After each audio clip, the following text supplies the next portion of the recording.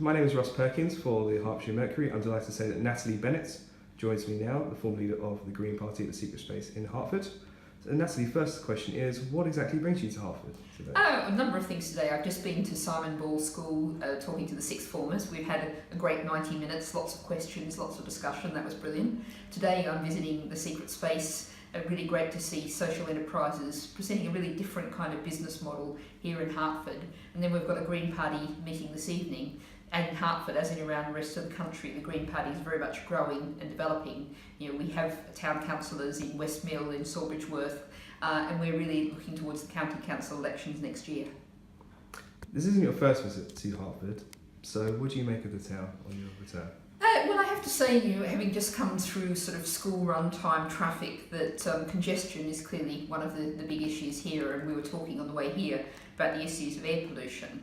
And I think one of the things that, since my previous visit, people are really getting much more aware about the issues of air pollution. The fact that, tens of thousands of people die prematurely in Britain every year as a result of it. And we really just cannot allow this to continue. It's a health crisis. And I think there's increasing acknowledgement. We were talking how perhaps there's more younger people, younger families moving into Hertford. And we really need to improve walking and cycling facilities, make it a pleasant way to get around the town. And that has huge benefits in reducing congestion, tackling air pollution, and also making us all healthier and fitter. On the subject of air pollution and indeed congestion, there's a plan from the council in East Herts to produce 16,000 new homes over the course of 15 years. Given the Green Party's reputation for environmentalism, I should say, do you think that's a sustainable model for a town such as Hertford and indeed Ware and the surrounding areas? I think there's a whole issue, and there's a Hertford issue, but this is a much broader issue. We need more housing, but what kind of housing do we actually need? And the kind of housing that's being offered, being proposed, is very often, as here, lots of building on greenfield sites, out on the edges of towns and cities, where there's very little public transport, where there's often already traffic problems. Look at where we are now. One of the things that's really worth noting is there are actually more bedrooms per person in Britain than there's ever been before, and there are also 600,000 empty homes. So one of the issues here is the concentration of people, money and resources even more on the southeast. A more balanced regional economy would actually be good for the southeast as well as the rest of the country.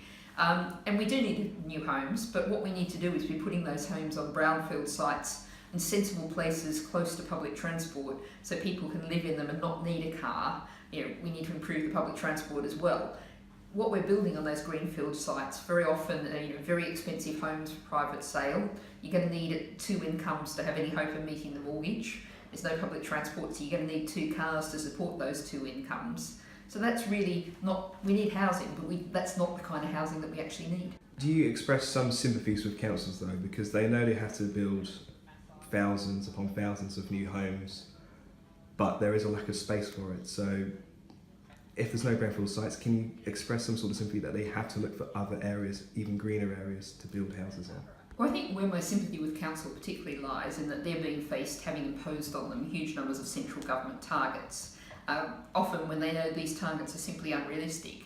And these targets are based on estimates of growth that simply don't really actually stack up to likely reality. So I think there's a real problem in that councils are being pushed by central government, and it really does put the whole idea of Tory localism, claims to being in favour of local decision making, very much under the microscope. Really destroys any claims that the Tories have. So the problem is councils aren't being allowed to make their own decisions on this, and that's a real problem and something that we're resisting. But where councils are making decisions, very often there are better decisions to be made if they really look towards thinking about what's the right sort of housing. And the housing that they actually need is social housing, genuinely affordable housing, much more balanced housing than the kind of development we're seeing now.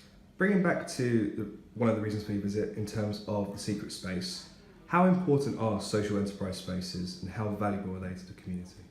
Well, I think social enterprises is a very fast growing area and a really important area, because what we're seeing is one of the things that's key is they're very much rooted in local communities, based in local communities, operating with the local community. And this is a structure that means we're really acknowledging that businesses can be generating income, but they're also giving things back. And this is something that we've always seen small independent businesses tend to do much more than big multinational multinational companies. But these social enterprises are explicitly set up with that in aim. And that means, people come here and they have a treatment, have a good treatment, have a lovely time. But some of the money from that is going back towards good causes, going back towards improving the community. So that really is a win-win all round. You've spoken out about the importance of focusing on holistic health with regards to mental and physical well-being. Why are you so passionate about that area? Well, I think one of the things that we have to focus on is how deeply unhealthy our society is. Talking to the students at Simon Ball, I mentioned that the rate of depression among the under 16s has doubled in the past decade. We've got a real problem with a society that's putting people under enormous pressure and stress and worry, fear about not being able to put food on the table, keep a roof over their head, situations where people have really long working hours. One of the things that the horse meat scandal exposed is we eat twice as many ready meals on average as the rest of Europe. And that's related to our long working hours culture, and also particularly relevant in Hertfordshire, people commuting long distances, which means their working day is enormously long. And that's really unhealthy in terms of it's difficult to eat a balanced diet. If you're coming home at 8 o'clock after a long day at work and a feeling miserable commute home, you're probably not going to spend lots of time cooking a slow vegetable stew. And it also means people don't have much time for family life or social life or community life. So all of those things are really unhealthy, and we really need to change the balance of our society so that we actually have a society in which people stay well. The NHS hasn't got enough funding, is being hit by privatisation, is facing all those challenges. But one of the ways we can reduce its long-term challenges is by having a healthier society. In terms of the health community then, how important is that to the ethos of the Green Party? I think that's one of the core things about the Green Party. We say that we need to live within our environmental limits. Ultimately, that's not politics, it's physics.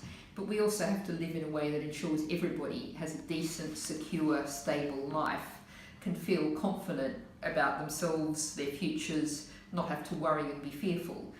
Those are really the cause of a healthy society, as well as people having access to healthy food, the really obvious things.